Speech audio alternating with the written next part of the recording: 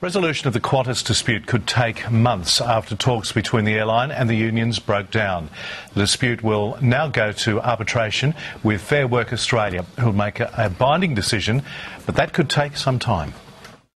After 3 weeks of talks, Qantas has failed to reach a deal with the unions. It's battling over pay and conditions. The process now goes on to binding arbitration. That binding arbitration process could take a number of months. Unions claim they've been negotiating in good faith, accusing Qantas of deliberately moving to arbitration at the expense of staff and passengers. We always thought that it was a reasonable position that we were presenting.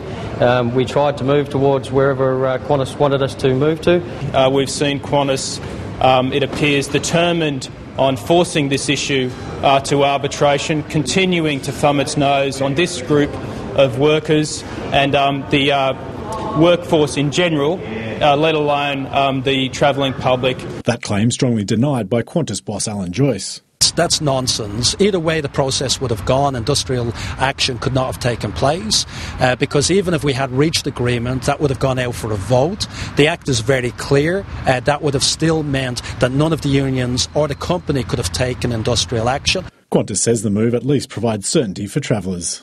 No industrial action can take place going forward in any of the scenarios, and that gives certainty to our customers, as I said, and to our employees and to our shareholders. In the wake of the Qantas dispute, the opposition leader says it's clear there is a problem with the Fair Work Act.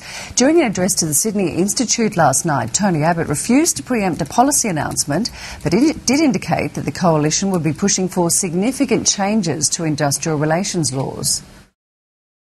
We do have a problem, and I'm not going to preempt policy announcement that the coalition will make at a time of its choosing nearer to the next election. But at the risk of sounding like a broken record, we will have a strong and effective workplace relations policy. It will be based on problem solving, not on ideology, and it will address the productivity question, the disputation question, and the flexibility question, which plainly is given rise to by the Act as it currently stands. The opposition leader says in government he would tackle productivity through IR changes, a sign he could be considering individual contracts.